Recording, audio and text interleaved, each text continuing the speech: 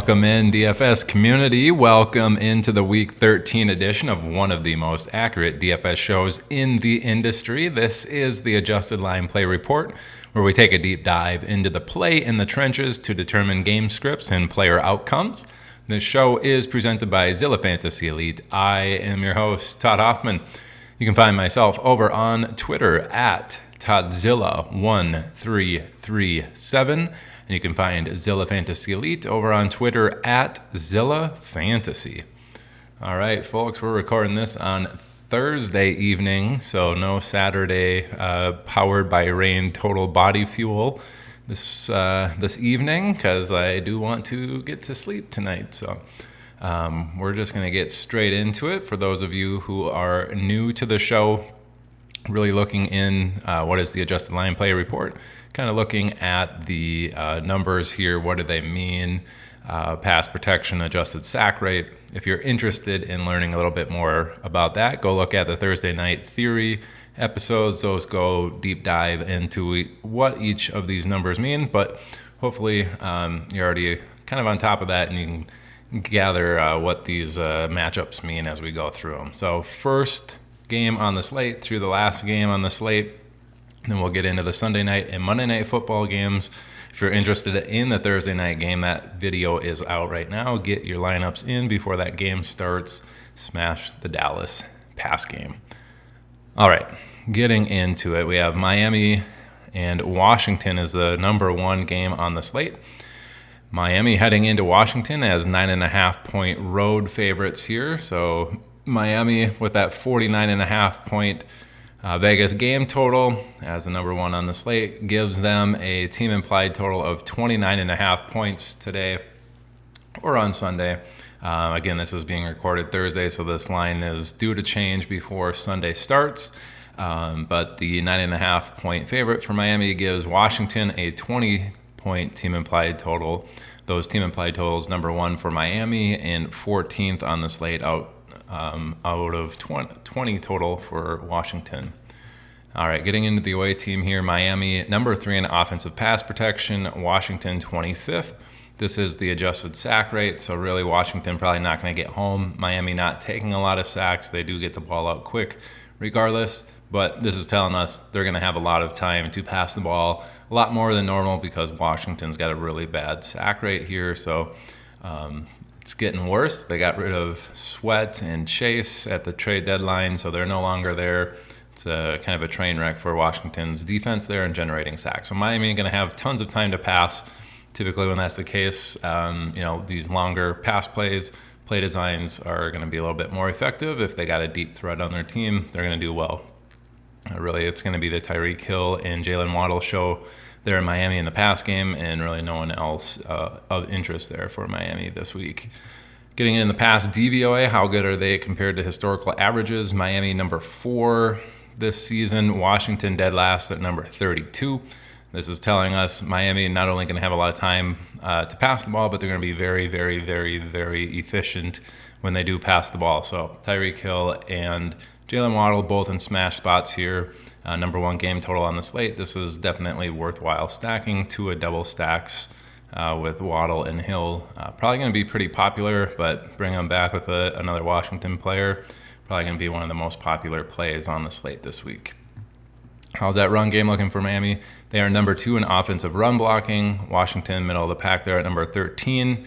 Miami run DVOA at number 2. Washington number 12. So it's a pretty big favor of Miami. It's not as big as the pass game. Regardless, what this is saying is Miami's going to be very, very effective on offense. Not sure what the weather is supposed to be like here in Washington, but if it's not raining and slippery and stuff, should be a big, big favor for Miami's offense. They should be able to put up a lot of points in this particular matchup. If they're in scoring position, we've seen Tua dump those off to the running backs when they've gotten in close too. So that's certainly within play here, but should be lots of touchdowns scored from Miami. Very, very good for them this week. If you're in the Scott Fish Bowl and you have the Miami kicker, I would start him. It's probably looking like 5 or 6 touchdowns here and maybe mix in a field goal or 2. And you're probably looking at over 20, 25 points this week in Scott Fish Bowl. All right, getting into the Washington offensive side, they're number 31 in offensive pass protection, so taking tons and tons of sacks. Miami number 7 in the defensive pass rush. This is telling us Miami should be able to get quite a few sacks in this game. In Washington, even though they already take a lot of sacks, is probably going to be under a little bit more pressure than they're perhaps even used to with a top 7 team here getting after them. Now the pass DVOA, Washington a little bit better at number 23, Miami at 12. Still a huge favor of Miami. This is telling me Washington's not going to be very efficient moving the ball via the air, and they're not going to have a lot of time to throw. So typically when that's been the case for Washington, and we've had Curtis Samuel healthy, we've seen him get a lot of those targets. They go to the running backs and they go to the tight ends there. Logan Thomas certainly in play here too, as they need to get the ball out quickly, especially if Miami's putting up points and in a hurry in this matchup. We could see Washington, passing the ball 50 to 60 times in this, and really Samuel and the tight ends and the running backs are the ones that are going to benefit most from that particular matchup. Getting into the running side, is that a little bit better for Washington? It does look that way. They are number 7 in offensive run blocking, Miami 15th, so that's in the favor of Washington. They should be able to generate some positive yardage every single time that they run the ball, or at least this is suggesting they're going to be a little bit above average in terms of gaining yardage. And then in the run DVOA, we have Washington at number 18, Miami at 20. This is slightly in the favor of Washington, typically in those situations. If it's even like that, we say the studs eat. I don't think Washington really has any studs on their team, but when that's the case, we just say the game calling and play calling is going to go as usual. Whoever's normally getting the ball is going to continue getting the ball. So Brian Robinson really would be the most effective here, and this is telling me that Washington is going to be the most effective running the ball in this particular matchup, but they're really probably going to be behind by a bunch. That's what Vegas is saying.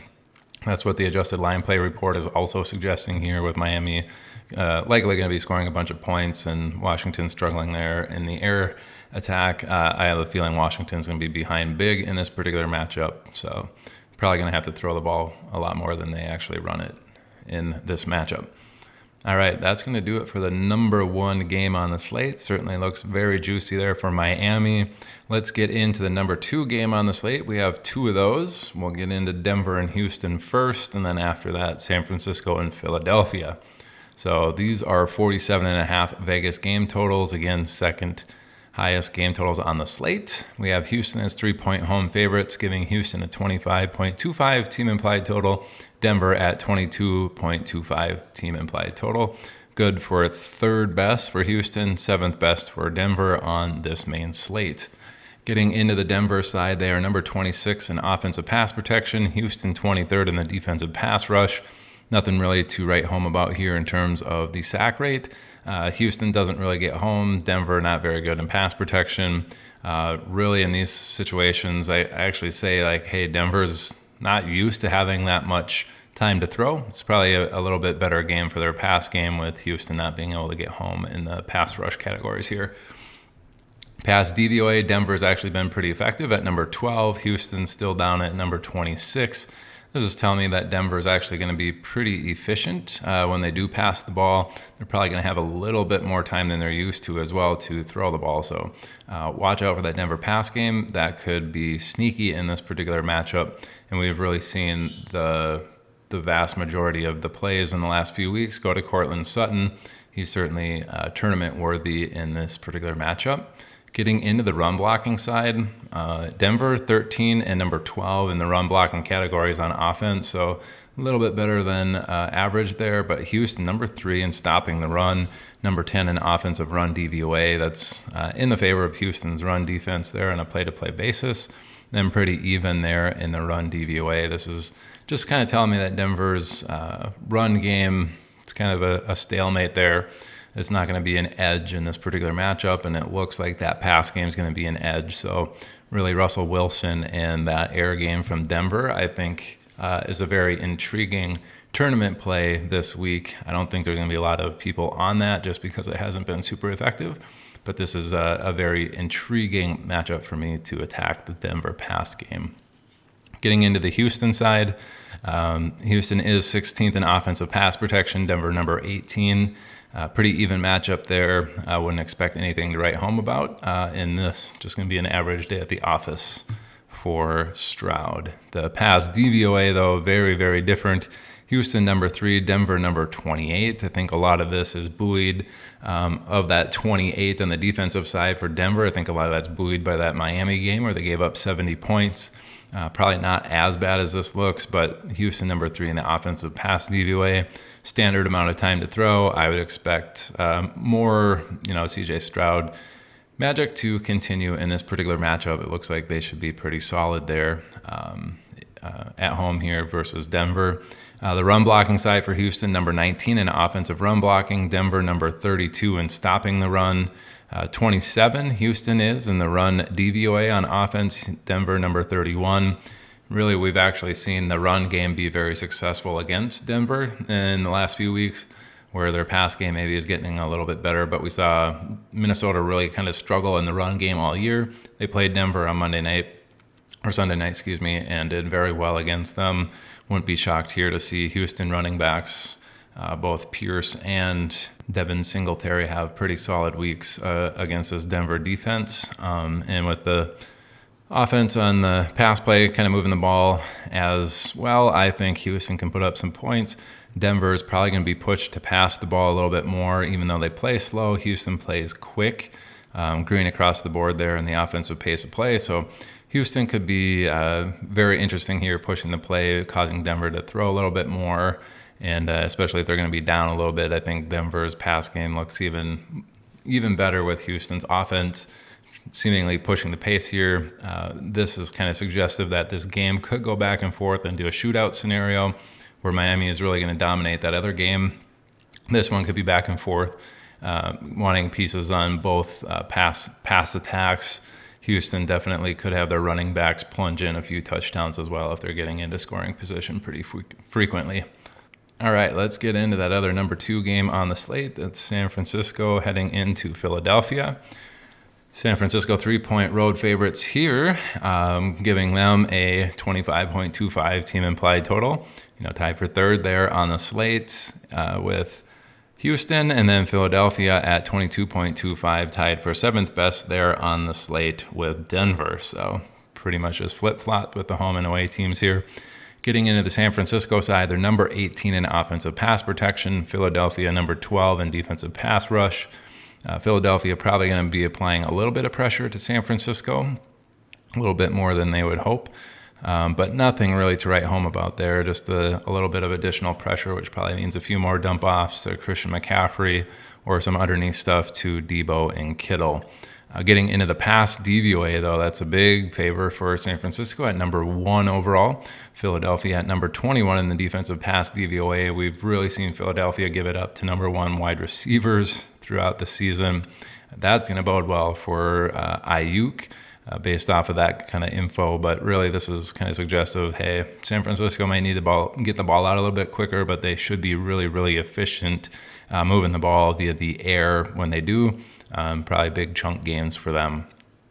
Getting into the run blocking side, we have San Francisco at number 4 in offensive run blocking. Philadelphia pretty good there at number 9 in stopping the run. Slight favor there of San Francisco.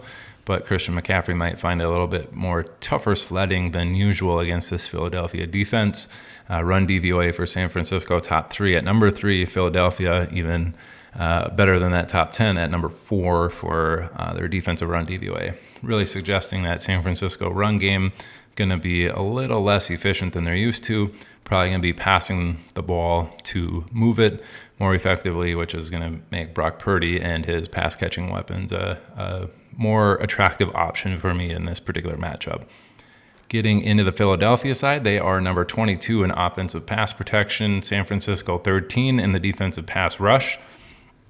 This is suggestive that San Francisco might be getting after Philadelphia in the pocket, which is probably going to lead to some additional Jalen Hurts scrambles in this particular matchup. So don't be shocked to see him with 8 to 12 carries or rush attempts in this particular matchup as he gets flushed out of the pocket.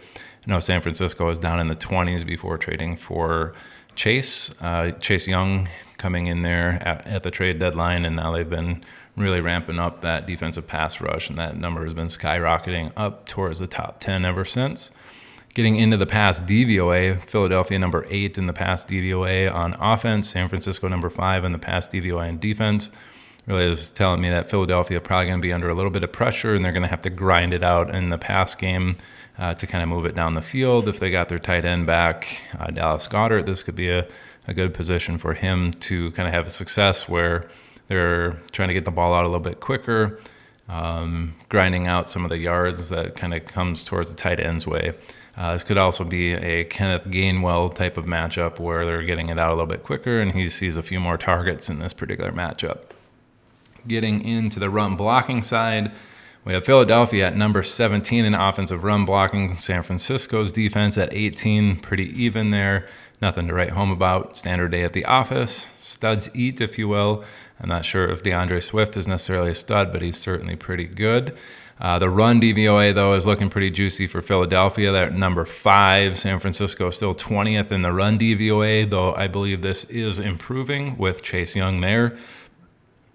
Regardless, what this is telling me, especially with Jalen Hurts going to be under pressure a little bit, Jalen Hurts and Swift are probably going to be your best options from Philadelphia in terms of moving the ball. Swift on the ground, probably receiving a few additional pass targets there as Jalen Hurts is under pressure, and then seeing Jalen Hurts kind of run the ball a little bit more than he's used to.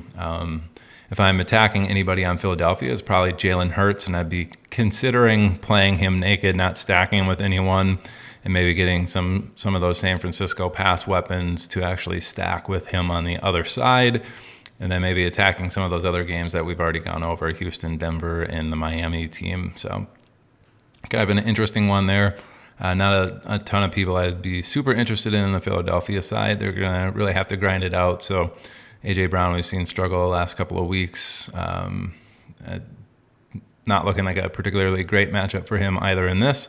And maybe it's just kind of one of those Jalen Hurts does everything type of weeks.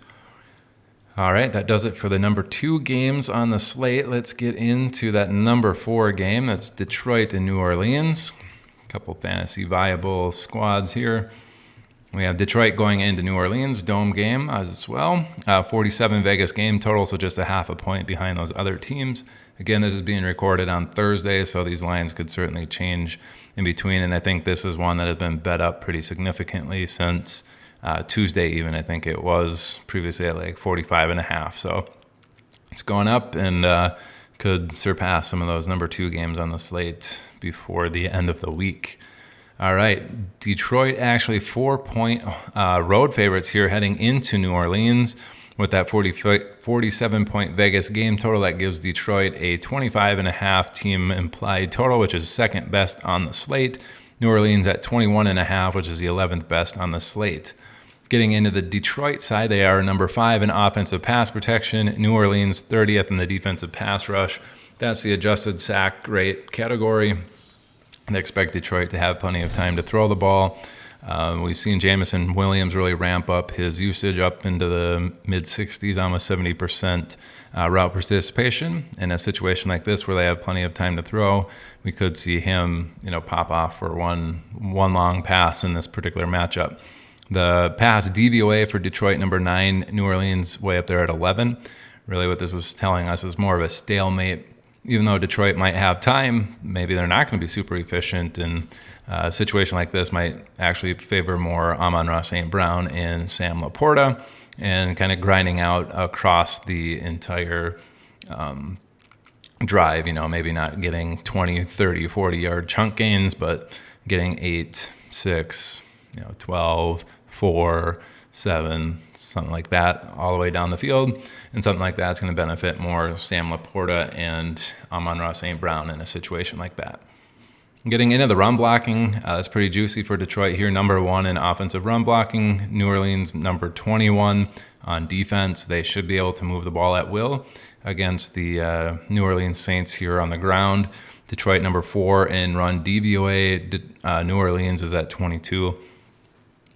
Really, the run game should be very, very effective here for Detroit. Detroit should be able to sustain pretty long drives here and get themselves into scoring position pretty frequently and be successful when they get down there. So I do like Detroit's team here to put up some points on longer drives.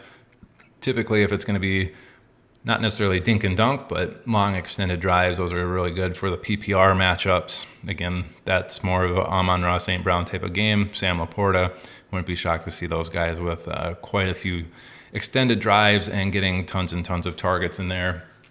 Could get some of those deep dart throws for Detroit, like Jamison Williams, and some of those lesser owned guys like Craig Reynolds, not Craig Reynolds, but Josh Reynolds there. He could find himself with some extra targets in this matchup as well.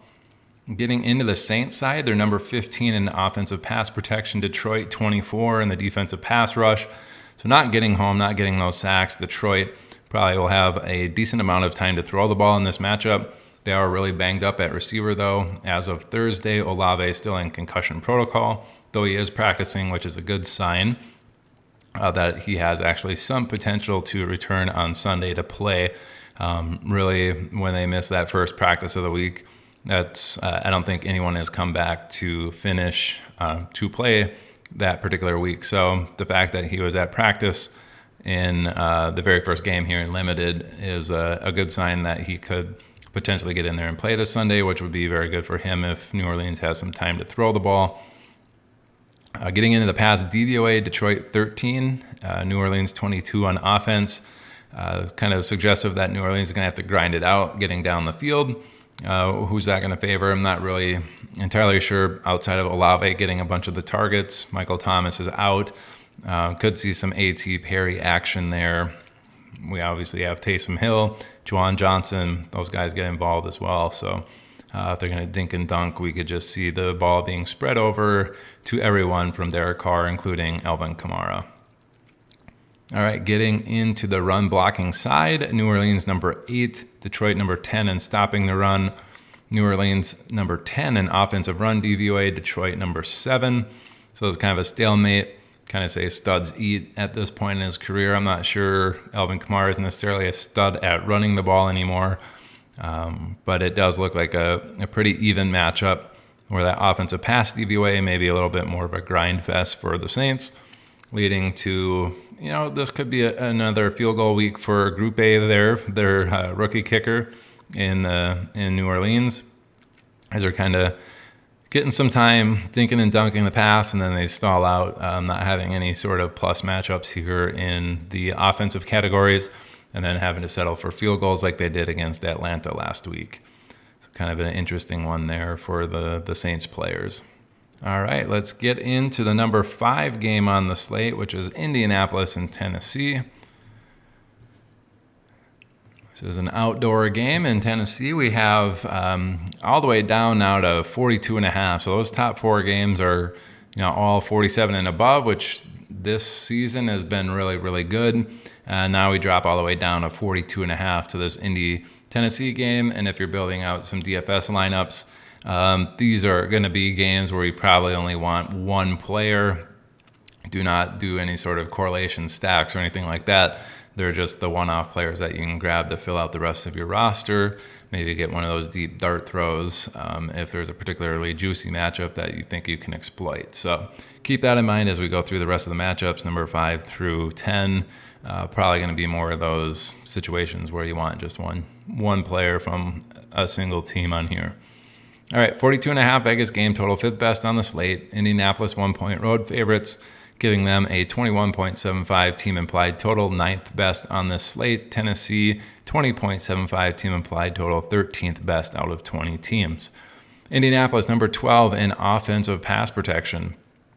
Tennessee, number 10 in the defensive pass rush, so slight favor there of Tennessee, but really nothing to write home about. Indianapolis not giving up a ton of sacks. Tennessee maybe applies a little bit more pressure than Indianapolis is perhaps used to, but nothing too crazy. Could lead to a few more underneath passes, which would be good for Zach Moss now with JT out.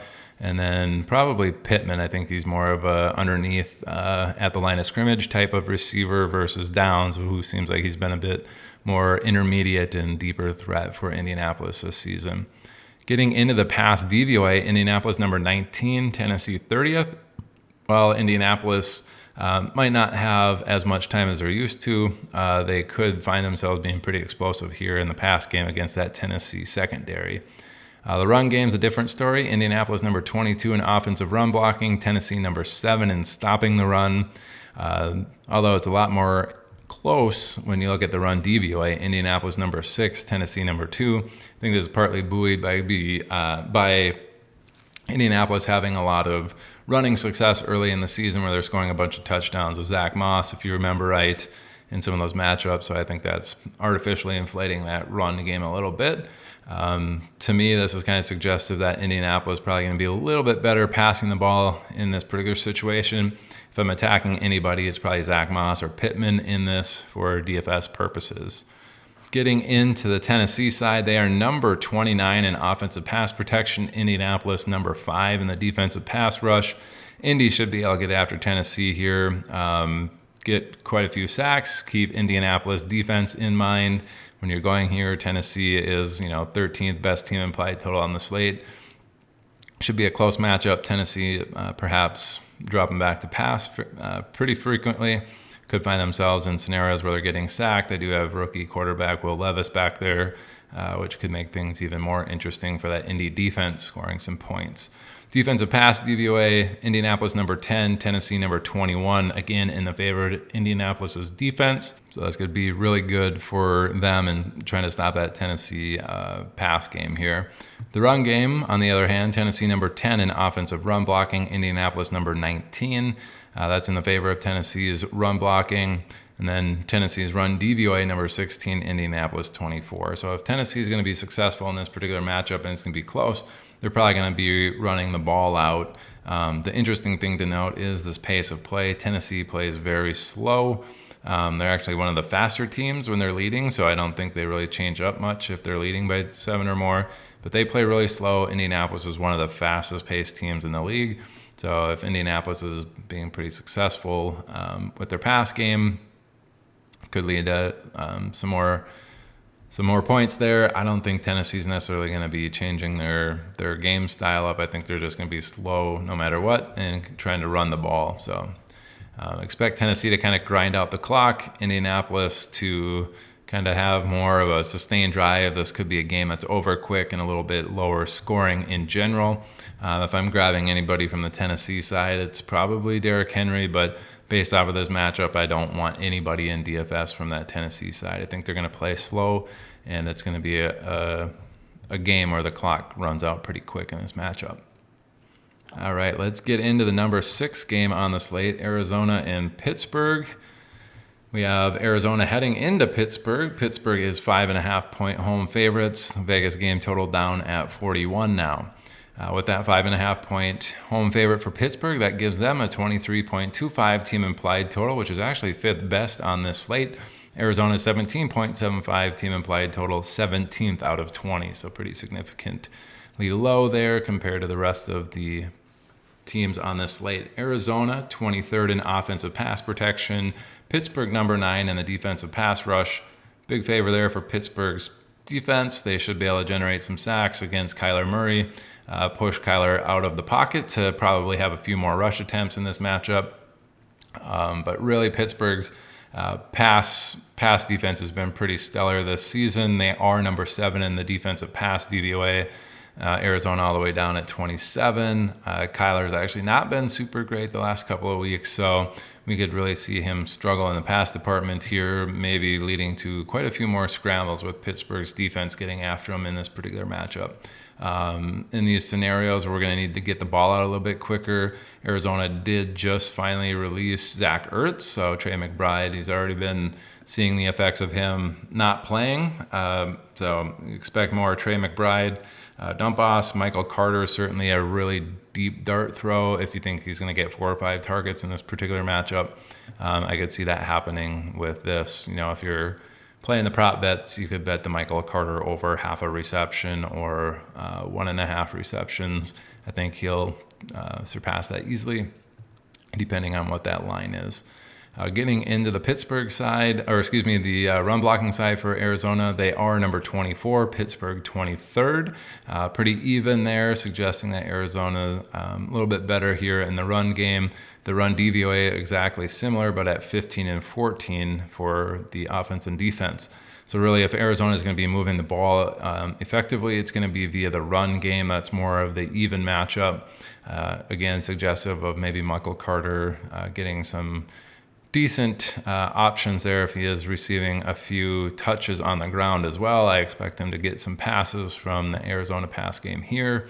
But really, Arizona, if I'm playing anyone, it's probably just going to be Trey McBride and leaving most of everyone else alone. Really, really deep dart throw. You could get in Rondale Moore, but he's been pretty much useless outside of one or two plays since Kyler's been back. But he does have a lower ADOT and could be used in a scenario where they need to get the ball out a little bit quicker. On the Pittsburgh offensive side, they're number 11 in offensive pass protection. Arizona number 20. Slight favor here of Pittsburgh. They should have a decent amount of time to throw in this particular matchup. Could be good for Pickens and Deontay Johnson there, Pat Freiermuth.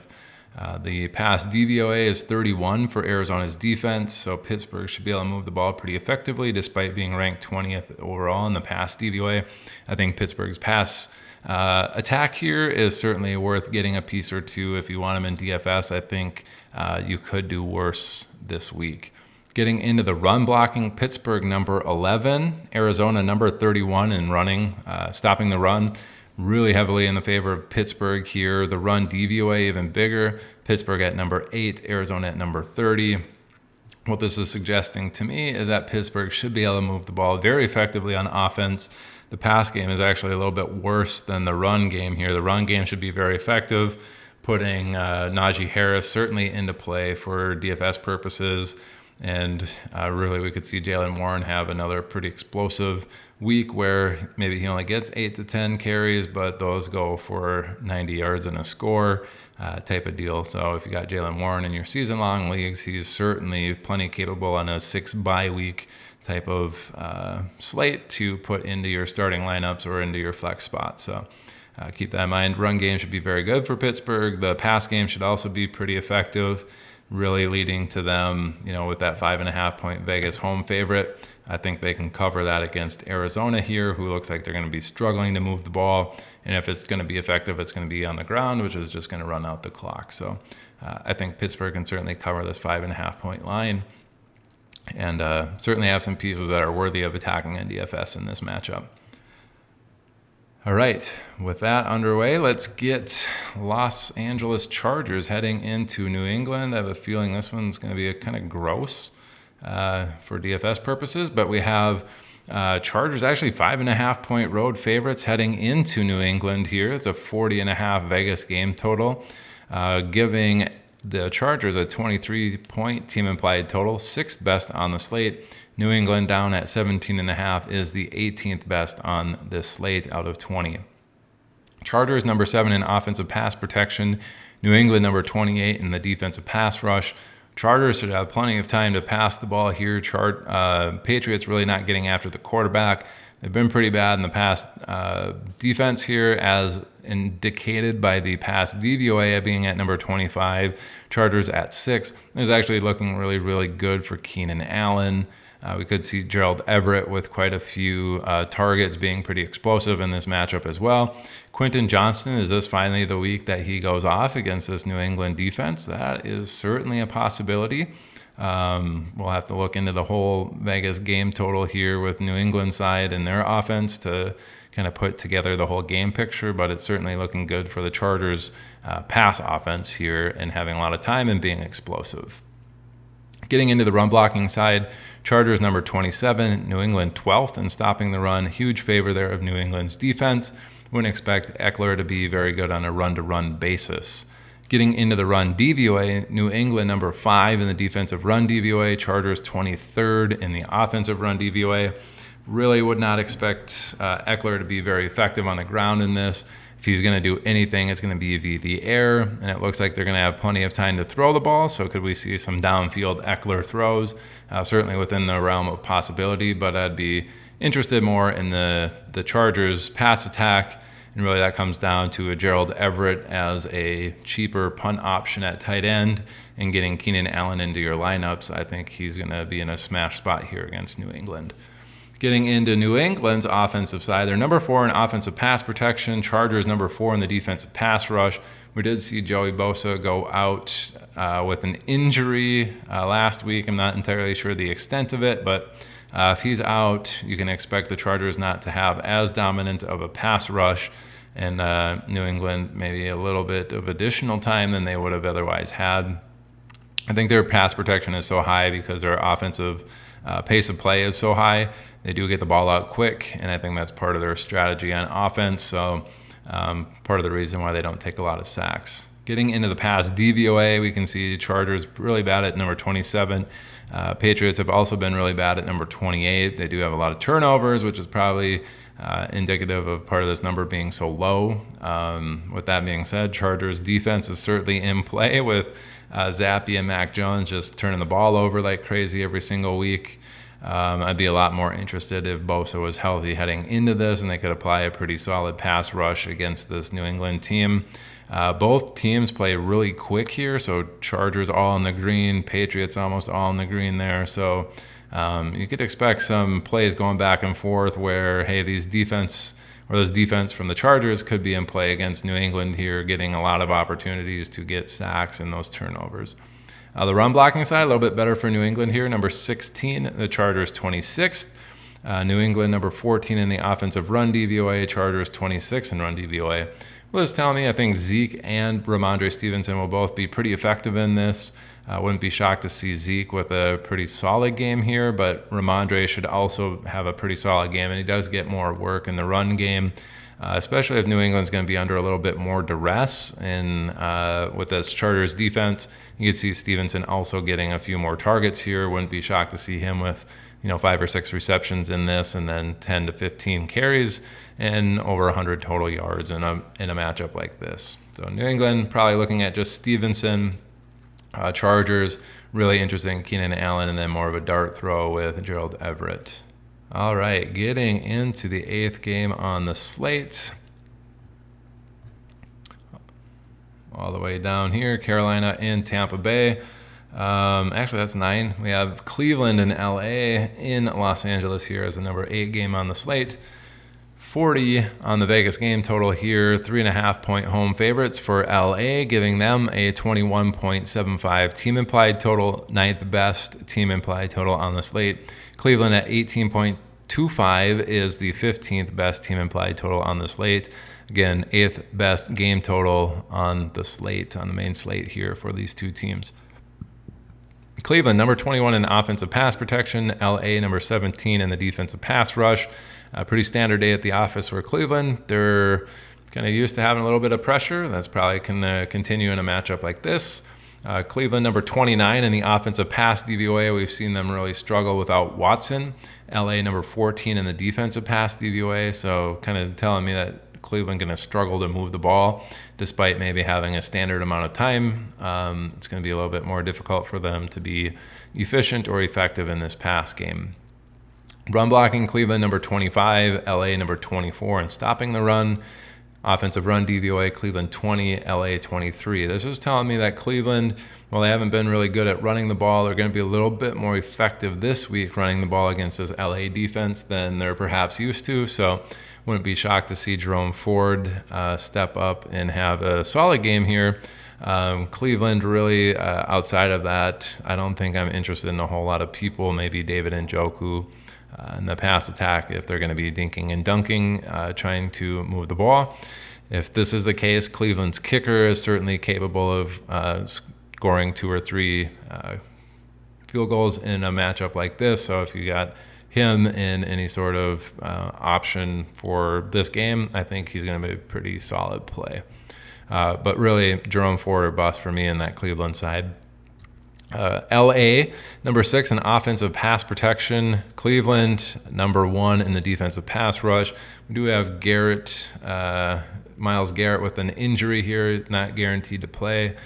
Pay attention to that. If he's out, this could be a little bit better for LA.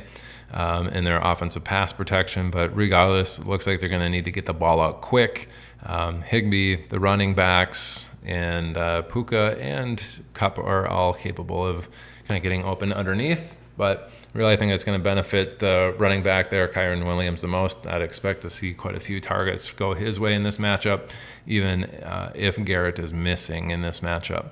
Number 2 in defensive pass DVOA for Cleveland, 16th for LA, kind of middle of the pack. This is suggestive that LA is going to struggle a little bit passing the ball. It's going to be more of an inefficient way to move the ball against this Cleveland defense. Really, in those situations, it's just going to be kind of underneath stuff and hope that you can move the ball along.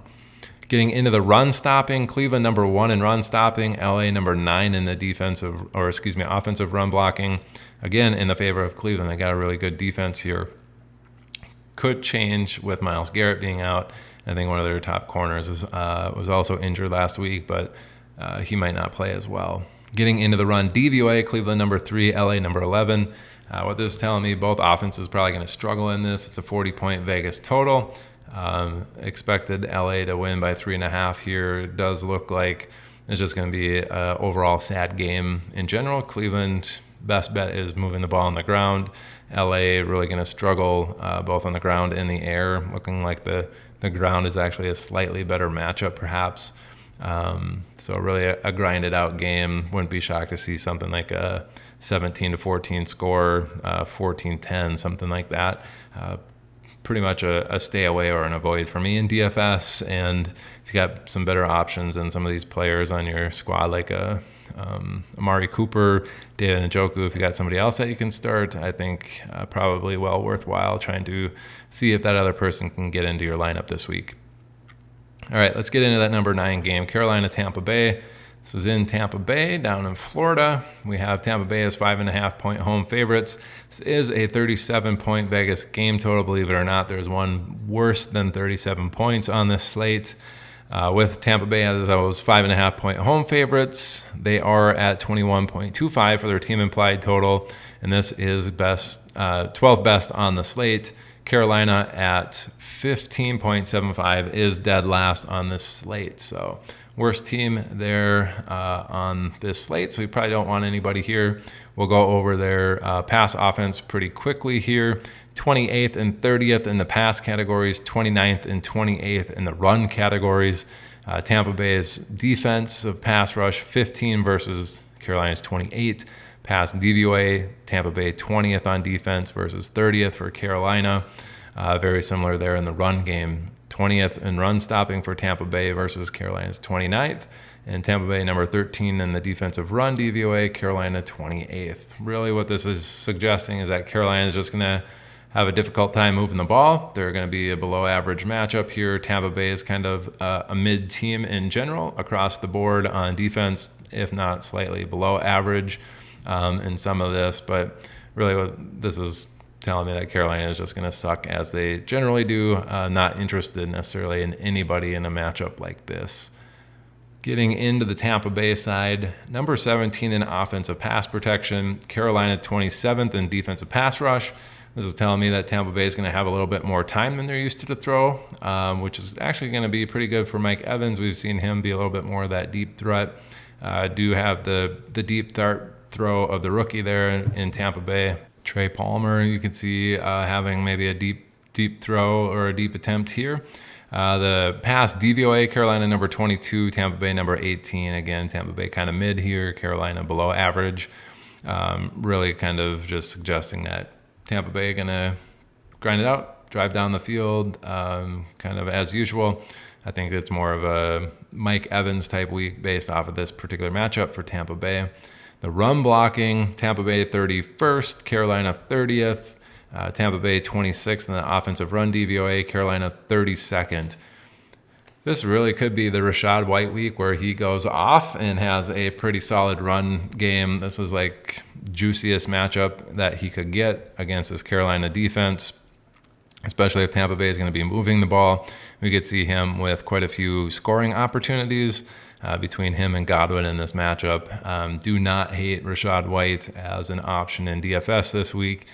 Certainly if you have him in your season-long leagues, he should be a very, very good matchup in this particular situation. So really Evans and Rashad White, otherwise kind of avoiding this game in general for DFS.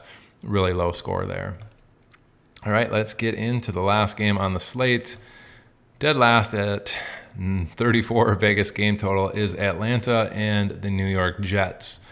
The Atlanta Falcons actually 2-point road favorites here on that 34 Vegas game total, giving Atlanta a 18-point team implied total, 16th best on the slate as the favorite.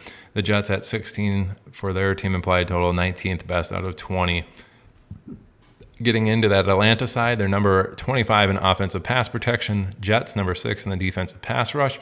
Expect them to be getting after Desmond Ridder here, which could lead to quite a few turnovers for the Jets here on defense. The offensive pass DVOA for Atlanta, number 24. The Jets, number 4 in the defensive pass DVOA. Really would expect the Atlanta Falcons to be struggling in the air here. If you got other options besides Drake London and Kyle Pitts, I would kind of look a different direction from them this week. It doesn't look super good in their world in week 13. Getting into the offensive run blocking, Atlanta number 15, the Jets number 6 in stopping the run, but the run DVOA kind of flip-flop there. Atlanta number 6, the Jets number 17. What this is telling me is that Atlanta, if they're going to move the ball, it's going to be via the run attack. That's really how Arthur Smith kind of wants to operate his offense, so I wouldn't be shocked to see both Tyler Algier and Bijan Robinson have the better of the two matchups between the run game and the pass game here. So if anyone's going to have any fantasy relevance for Atlanta, it's going to be those two. Getting into the Jet side, they are number 30th in offensive pass protection. Atlanta 29th in the defensive pass rush. Jets number 31 in offensive pass DVOA. Atlanta 29th in the defensive pass DVOA. What this is telling me is that New York Jets probably going to have a little bit more time than they're used to throw the ball, and they're going to be a little bit more effective moving the ball via the air than they're used to against this Atlanta defense. I know they've been atrocious here in the pass attack, but this is really indicative that they should be a little bit or a lot bit more effective against this Atlanta defense than they're perhaps used to. Not bad for Garrett Wilson, but not interested in Zach Wilson, if that makes sense.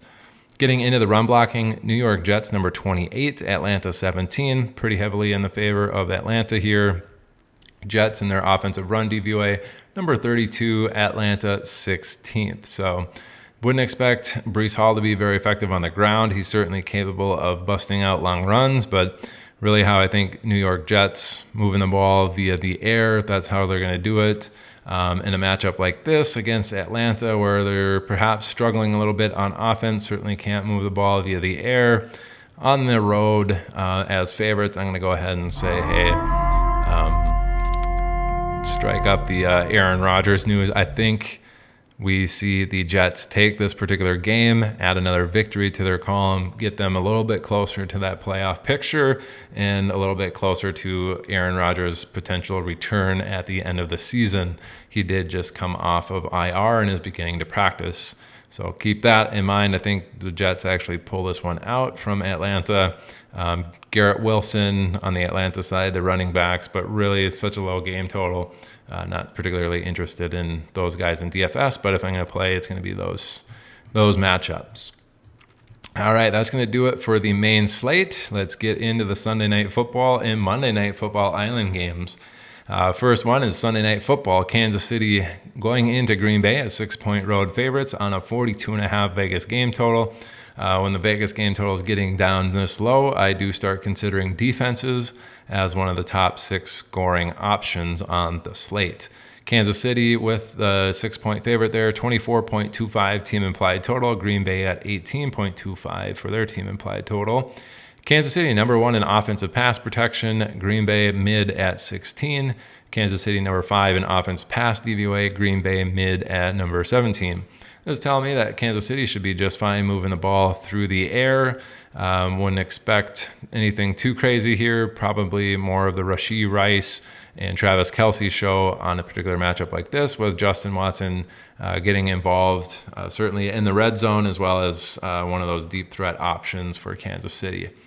Getting into the offensive run blocking, Kansas City number 20th. Green Bay's defense 22nd. Kansas City run DVOA number 17, Green Bay number 19. This is telling me Isaiah Pacheco certainly in play here. I think he could have a little bit better game than he's perhaps used to against this Green Bay defense. With Kansas City moving the ball pretty well in the air, we could see Pacheco with several scoring opportunities and the ability to plunge in one or two of those at the goal line. So keep that in mind. He's always a threat to, with his speed, to burst a long one, although we haven't seen a ton of that from him in his career as of yet. It's pretty good there for the Kansas City offensive side. Green Bay, number 13 in offensive pass protection. Kansas City third in the defensive pass rush. They've been really good in that category all season. So keep that in mind. I think they're going to be applying some pressure to Green Bay here, and Jordan Love could see him making mistakes there. And as I said, the defense is getting involved with the Vegas game score this low. Certainly going to be interested in Kansas City's defense in a lot of my lineups for this particular island game. Getting into the pass DVOA, Kansas City still top 3 at number 3. Green Bay number 10 in the offense pass DVOA. They have been pretty explosive. You see a lot of 10, 15, 20-yard chunk gains from their offense here. So keep that in mind. They have been pretty good in that regard. But they're probably going to be under pressure here and finding it a little bit more tough sledding than usual against this Kansas City defense. Getting into the run stopping and run blocking side, Green Bay 23rd in offensive run blocking, Kansas City 25th in stopping the run. Run DVOA for Green Bay 25th, Kansas City 27th. So both of those, Green Bay slightly in the favor by 2. What this is telling me, Green Bay is going to find the run game a little bit easier than the pass game. They're probably going to be a tougher than usual matchup in the pass game and a lot easier than usual in the run game here against this Kansas City defense. So A.J. Dillon, Aaron Jones, if he plays, are certainly going to be in my player pool for Green Bay in this matchup. Typically with this too, if Green Bay is struggling, I could see grabbing their kicker as one of the higher end options for this team as well. All right, that's going to do it for the Sunday night football game. Let's get into the final island game matchup here. Cincinnati going into Jacksonville. We have Jacksonville as 8.5-point home favorites. This is a 38.5-point Vegas game total, so even worse than the previous one.